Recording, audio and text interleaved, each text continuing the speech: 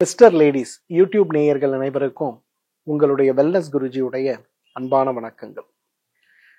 பொதுவாக ஒரு காலத்துல காலை எழுந்த உடனேயே தண்ணீர் குடிக்க வேண்டுமா வெந்நீர் குடிக்க வேண்டுமாங்கிற நிறைய விஷயங்கள், கேள்விகள், பழக்கங்கள் இருந்தது.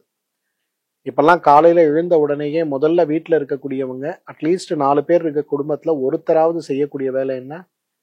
தைராய்டு மாத்திரையை வெறும் வயிற்றுல போடுறது தான். நம்ம எல்லாருக்குமே ஒரு கேள்வி, தைராய்டு உண்மையிலே நோயா அப்படிங்கிற ஒரு கேள்வி, தைராய்டு நோய் குணப்படுத்தக்கூடிய நோயா இல்லையாங்கிற மற்றொரு கேள்வி. எப்ப ரத்த பரிசோதனை பண்ணாலும் தைராய்டு அளவு சரியா இருக்கு, டாக்டர் இந்த மருந்தை லைஃப் ஃபுல்லா சாப்பிட சொல்றாரு, உண்மையிலேயே இந்த நோயை கட்டுப்படுத்த நான் வாழ்க்கை முழுவதும் மருந்துகள் எடுத்துத்தான் ஆக வேண்டுமாங்கிறது இன்னொரு கேள்வி. இந்த மாதிரி கேள்விகள் நம் மனதில் நிறைய இருக்கிறத நம்ம பார்க்கிறோம். முதல்ல தைராய்டு நோய்னா என்னன்னு தெரிஞ்சுக்கணும். தைராய்டுங்கிறது நம்ம உடலுக்கு அரணாக இருக்கக்கூடிய 6 ஹார்மோன்கள்ல முக்கியமான ஒரு hormone. Thyroid, insulin, estrogen, progesterone, testosterone மற்றும் கார்டிசால். இந்த 6 ஹார்மோன் தான் நம்முடைய உடல் மன ஆரோக்கியத்துக்கு ரொம்ப முக்கியமானது. இதுல தைராய்டு ரொம்ப ரொம்ப முக்கியமானது. காரணம், மற்ற ஹார்மோன்களுக்கு தேவையான ஆற்றலையும் மற்ற ஹார்மோன்கள் எவ்வளவு சுரக்கணும், தேவையில்லைங்கிறத நிர்ணயிக்கிறதே தைராய்டு சுரப்பி தான். இப்ப தைராய்டு சுரப்பில ஒரு மாற்றம் ஏற்படும் போது, அதனாலதான் பாத்தீங்கன்னா தைராய்டு வந்தவங்க சரியா கவனிக்கலன்னா பின்னாடியே சக்கரை நோய் வரும். தைராய்டு இருக்கக்கூடிய பெண்களுக்கு குழந்தை பிறப்புல பிரச்சனை வரும். தைராய்டு நோய் இருக்க ஆண்களுக்கு விரைப்புத்தன்மையிலையும் உயிரணுக்கள்லையும் பிரச்சனை வரும். கட்டுப்படுத்த முடியாத அளவுக்கு தைராய்டு உடம்புல வச்சிருக்கீங்கன்னா அதுவே உங்களுக்கு மனநோயையும் தூக்கமின்மையும் பெரிய அளவுல கொண்டு வரதை நீங்க பார்க்க முடியும். அப்ப தைராய்டு அப்படிங்கிற உறுப்பு சரியா வேலை செய்யல அப்படின்னா நமக்கு 2 இல்ல 4 வகையான நோய்கள் ஏற்படலாம். ஹைப்போதைராய்டிசம், தைராய்டு சுரப்பி சரியாக சுரக்க முடியாத ஒரு நிலையில் இருக்கும்போது ஏற்படுகின்ற நோய். ஹைப்பர் தைராய்டிசம், தைராய்டு சுரப்பி கட்டுக்கடங்காமல் சுரக்கக்கூடியதால் ஏற்படுகின்ற நோய். 3வது தைராய்டு கட்டிகள், காய்டர்னு சொல்லுவோம். புற்றுநோய் கட்டி கிடையாது, கழுத்துக்கு கீழே வீங்கி இருக்கிறத நம்ம பார்ப்போம், காய்டர். 4வது தைராய்டைட்டிஸ் சொல்லுவோம், தைராய்டு உறுப்பிலேயே ஏற்படுகின்ற தொற்று. 5வது ரொம்ப ரேரா நம்ம பார்க்கிறது தைராய்டு கேன்சர். ஸோ 5 வகையான நோய்களால் நாம் அவதிப்படுவது அப்படிங்கிறது இன்றைக்கு சாத்தியமான விஷயம். தைராய்டு நோய் வந்துருச்சு, அதாவது ஹைப்போ தைராய்டிசம்னு சொல்லக்கூடிய மிக அதிகமாக நாம் பார்க்கக்கூடிய ஹாஷிமாட்டோ தைராய்டைட்டிஸ் சொல்லக்கூடிய இந்த நோய் நமக்கு வந்துருச்சு. இந்த நோயை கட்டுப்படுத்த குணப்படுத்த நம்ம என்ன செய்யலாம்? 5 விஷயங்கள் செய்யலாம். ஃபர்ஸ்ட், இரும்பு சத்தும் B12 சத்தும் இந்த தைராய்டு நோய்க்கு மிகப்பெரிய எதிரி. நீங்க யாரெல்லாம் தைராய்டு நோயோட அவதிப்படுறீங்களோ நீங்க போய் ஒரு ரத்த பரிசோதனை செஞ்சீங்கன்னா உங்களுடைய B12 சத்து, உங்களுடைய அயன், இது 2 ரொம்ப குறைவா இருக்கிறத பார்க்கலாம். அப்படின்னா இதுக்கு என்ன தொடர்பு? தைராய்டு 2 ஹார்மோனை சுரக்கிறத பார்க்கிறோம். ஒன்று T3, மற்றொன்று T4. இந்த T4ல 60% B12 சத்தும் இரும்பு சத்தோட சேர்ந்து அது T3 மாறுறதுனால, இந்த T3 உடல் கிரகிக்கக்கூடிய ஒரு அமிலமாக இருக்கிறதுனால இந்த T4 T3 மாறுறதுக்கு உங்களுக்கு B12 இரும்பு சத்தும் இல்லைன்னா அது சாத்தியமே கிடையாது. அதனால யாரெல்லாம் இன்றைக்கு ஹைப்போதைராய்டிசம் நோய்க்காக மாத்திரைய வருஷ கணக்குல சாப்பிட்டு இருக்கீங்களோ முதல்ல போய் ஒரு பிளட் டெஸ்ட் எடுங்க.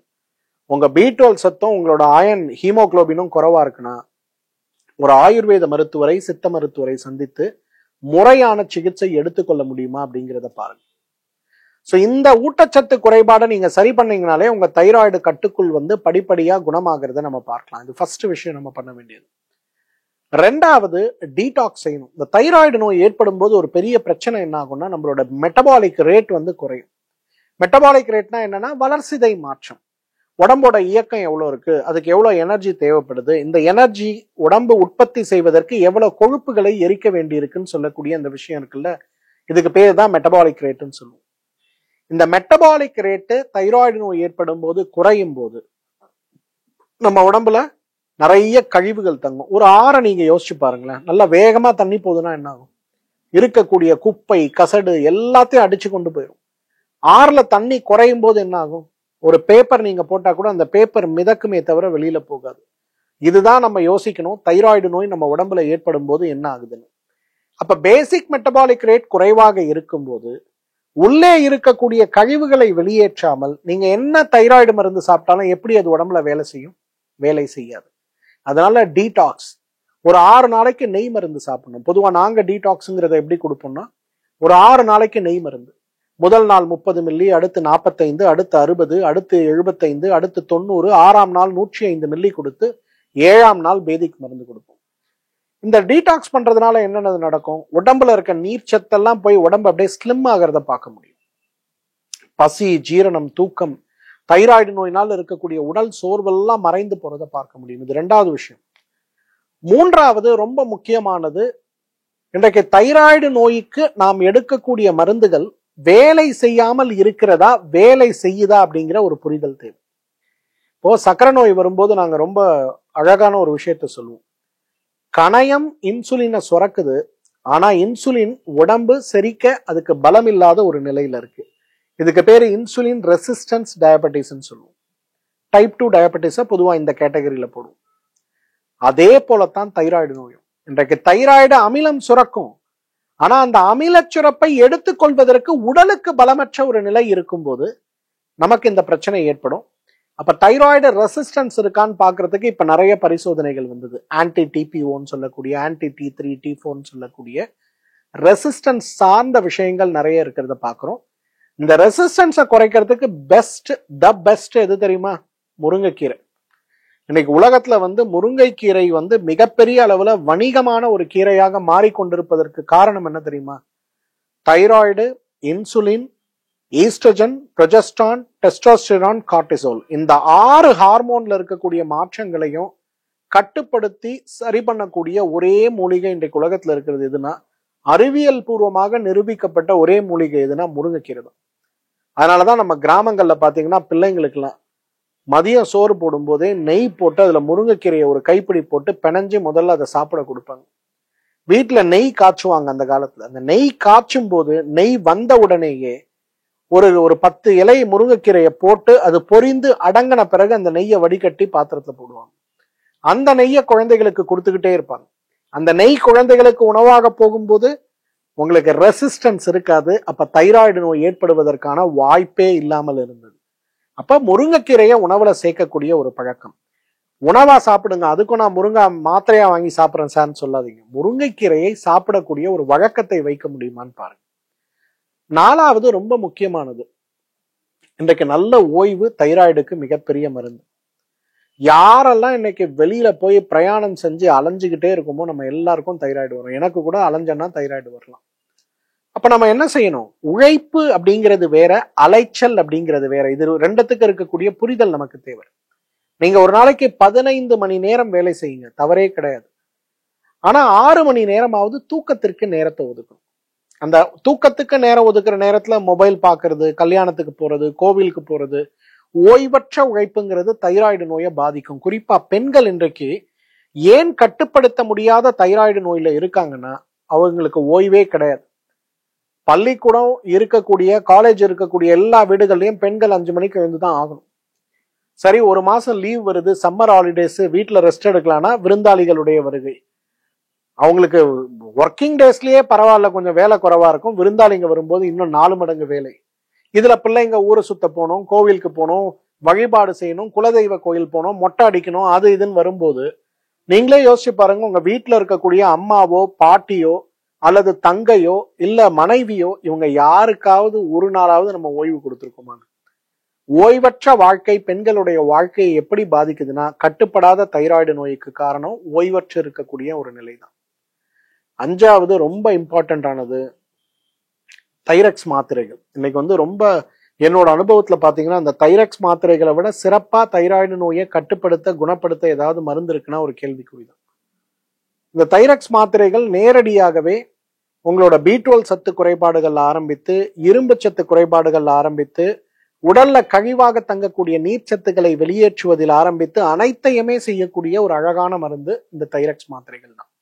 இதை காலை 2 இரவு 2 நம்ம எடுக்கும்போது நம்ம ஆரோக்கியம் கொஞ்சம் கொஞ்சமா மேம்படுவது மட்டுமல்ல, நல்ல பெரிய மாற்றம் ஏற்படுவதையும் நம்ம பார்க்க முடியும். சார், இதெல்லாம் ஓகே சார், தைராய்டு நோய் எனக்கு வந்துருச்சு, ரொம்ப ஃபாஸ்டா நான் அதை கட்டுப்படுத்தணும், நான் என்ன சார் பண்ணலாம்? கொத்தமல்லி டீ, சுக்குமல்லி டீன்னு சொல்லுவோம் இல்லையா? இந்த காலத்து குழந்தைங்களுக்குலாம் அந்த சுக்குமல்லி டீயை பார்த்தாலே வாந்தி வருது சாரும்பாங்க. ஆனா சுக்கு, தனியா, மிளகு, ஜீரகம் 4 பொருள் தான். அந்த காலத்துல பாருங்க எப்படி பணத்தெல்லாம் சேர்த்தாங்க தெரியுமா? யாரும் போய் 1000 ரூபாய் கொடுத்து காஃபி பவுடர் வாங்க மாட்டாங்க. சுக்கு, தனியா, மிளகு, ஜீரகம் வீட்டு மளிகை சாமானோட வச்சிருப்பாங்க. காலையில எழுந்த உடனே வீட்டுல அடுப்பு தான் வைப்பாங்க. அந்த அடுப்புல பாத்திரத்தை போட்டு ஒரு 1/2 லிட்டர் தண்ணி அதுல போட்டு 1 ஸ்பூன் சுக்கு பொடி, 1 ஸ்பூன் ஜீரக பொடி, 1 ஸ்பூன் மிளகு பொடி போட்டு நல்லா மல்லிப்பொடியை போட்டு அதை கொதிக்க அப்படியே விட்டுருவாங்க. அடுப்புல ஒரு 5 நிமிஷம் அது கொதிக்கும். அதுல இருக்க சாரெல்லாம் இறங்கிடும். வடிகட்டி எடுக்கக்கூடியதுல கொஞ்சம் கருப்பட்டியோ அல்லது வெல்லமோ போட்டு அந்த டீயை கொடுப்பாங்க. மழையில நினைவாங்க. 100 நாள் மழை பெய்யும், 100 நாளும் வயலுக்கு போறேன்னு மழையில நினைவான். ஒருத்தன் கூட காய்ச்சல் வந்ததுன்னு படுத்ததா சரித்திரமே இருக்காது. காரணம் சுக்குமல்லி டீ தான். சோ இன்றைக்கு யாரெல்லாம் தைராய்டு நோயை கட்டுப்படுத்தணும் அல்லது தைராய்டை குணப்படுத்தணும்னு முயற்சி பண்றீங்களோ, சுக்குமல்லி காஃபி குடிங்க. சுக்கு காரமா இருக்கு சார், எனக்கு வயிறு வலி எரிச்சல்லாம் வரும்னா குறைந்தது கொத்தமல்லி காஃபி குடிங்க. ஒரு 2 ஸ்பூன் கொத்தமல்லி சூர்ணத்தை எடுங்க, ஒரு 100 மில்லி தண்ணியில போட்டு அப்படியே ராத்திரிலாம் ஊற வைங்க. காலையில அதை அடுப்புல ஏத்தி ஒரு 5 நிமிஷம் நல்லா பாயில் பண்ணிட்டு ஃபில்டர் பண்ணிட்டு கொஞ்சம் பனங்கற்கண்டோ தேனோ கலந்து அதை காலையில வெறும் வயிற்றுல சாப்பிடுங்க. சர்க்கரை நோயோடு போராடி கொண்டிருப்பவர்கள் நீங்க யாரா இருந்தாலும் வெறும் இந்த கொத்தமல்லி டீயை நீங்க சாப்பிட்ற மருந்தோட ஒரு 100 டேஸ் சாப்பிடுங்க. உங்க வெயிட் குறையும், உங்களுக்கு பசி நார்மல் ஆகும், கை காலில் வீக்கம் வராது, முக வீக்கம் வராது, சுறுசுறுப்பு அதிகமாகும், ஆழ்ந்த தூக்கம் வரும். தைராய்டு நோயினால உங்க உடம்புல இருந்த எல்லா அறிகுறிகளும், மாத்திரை சாப்பிட்டாலும் குறையாத அறிகுறிகளும் கொத்தமல்லி டீ சாப்பிடும் போது ரொம்ப அழகா குறையறத பார்க்கலாம். தைராக்ஸ் மாத்திரைகள் மிகச்சிறந்த மருந்து. அது கூட கொத்தமல்லி டீயும் சேர்த்து பண்ணீங்கன்னா தைராய்டு நோய் கட்டுப்படுவது மட்டுமல்ல, தைராய்டு நோய் குணமாகிறதே நம்ம பார்க்க முடியும். முயற்சி செய்யுங்க. மீண்டும் மற்றொரு ஆரோக்கிய குறிப்போடு சந்திக்கிறேன். அதுவரை உங்களிடமிருந்து விடைபெறுவது உங்களுடைய வெல்னஸ் குருஜி. நன்றி, வணக்கம்.